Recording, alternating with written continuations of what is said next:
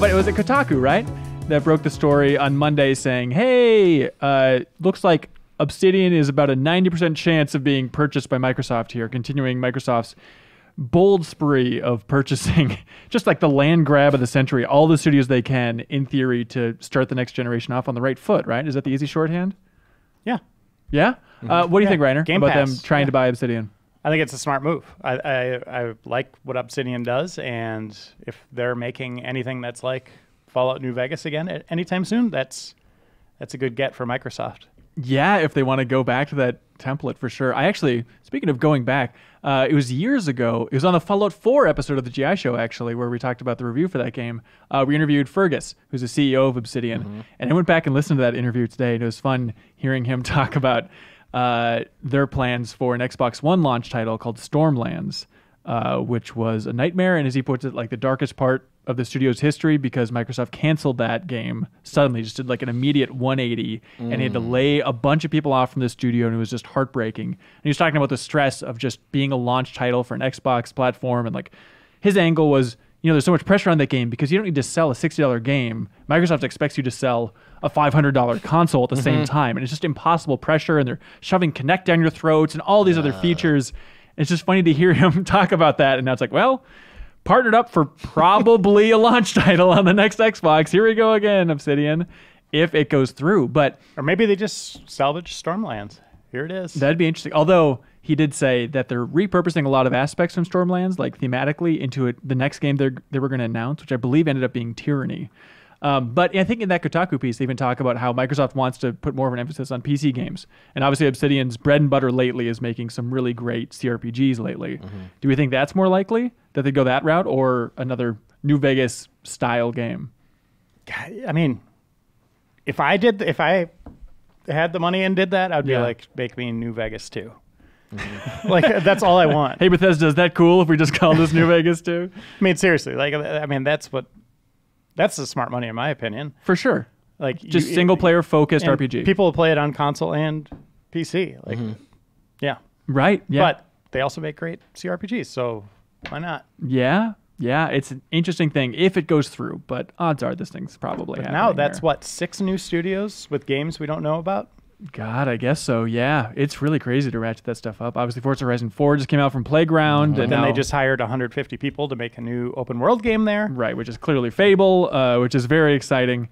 And then everything else. I mean, the Santa Monica studio, Daryl Gallagher coming from Crystal Dynamics to head that thing up for, in theory, some third-person single-player thing.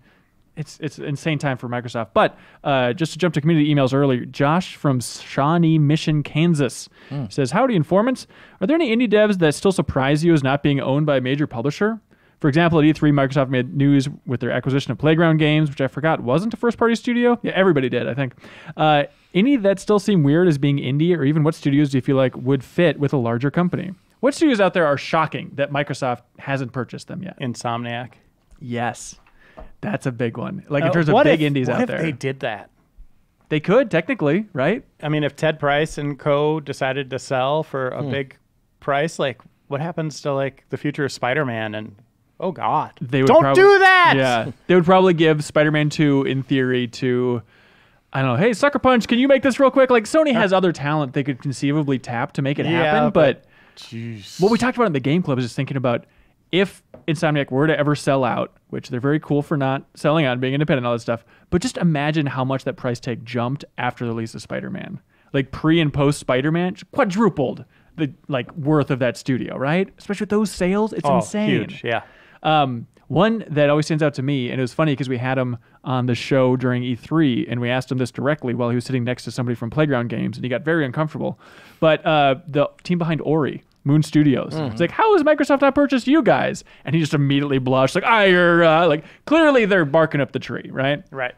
And I'm sure Microsoft has knocked on about every door to see if they're interested in just locking down that talent. One that's crazy to me is the studio that made Perfect Dark for the 360, and they've just been a Minecraft port house since then. They've ported Minecraft to absolutely everything. It's 4J. And I don't know what they're doing now, if they're still doing ports, but that's another one that's crazy. It's like, of all the talent, Microsoft, just purchase 4J for Christ's sake. What do you think, Cork? Which games or which companies stand out? Well, if we could do like an alternate history man in the high castle Yeah. kind of situation, Microsoft could have swooped in and saved Blue Castle. Oh, that would have been awesome. That's an interesting choice, the Capcom studio. Yeah. And maybe that'll still happen. I mean, look at like what happened with Warner Brothers and Disney and Avalanche, Right, you know? exactly. That would be a smart buy, actually. Although they already have the Gears of War team up there, so maybe they'll just absorb a lot of that talent anyway. And it's Yeah. like, either way, you're coming to Microsoft's door, buddy. There's rumors of them buying PUBG Corporation or Bluehole. Those seem to have quieted down a little bit. Jeez. But that'd be an interesting purchase at this point. Yeah, that's got to be crickets right now. Maybe. An easy one, maybe Fulbright, right? They had a good partnership with Tacoma. Yeah. Okay, all right. What about Hello Games? Yeah. Really? I think they would want them. I think there's still a lot of talent within Hello Games that could put that procedural generation tech to some good uses. Yeah. All right. IO Interactive, in theory, floating around out Yeah, there. that'd be a good one. Yeah, for Yeah. sure. Ready at Dawn, still out there? I know the order wasn't the best, but still a lot of talent in there. Yeah. Technical powerhouse. Valve. Yeah, wait a minute. those let me are- read this those- down. They should buy Valve. Yeah. Those little guys. Hey, Mr. Spencer, you listening? Go for Valve. Yeah, buy Valve. That was just a clip from a larger show called The Game Informer Show. You can find it on iTunes, Google Play, or GameInformer.com. We take the fun opportunities and exclusive information from Game Informer magazine and boil it into a show that airs every Thursday with exclusive cover story information, developer interviews, a lot of fun stuff. So come love games with us.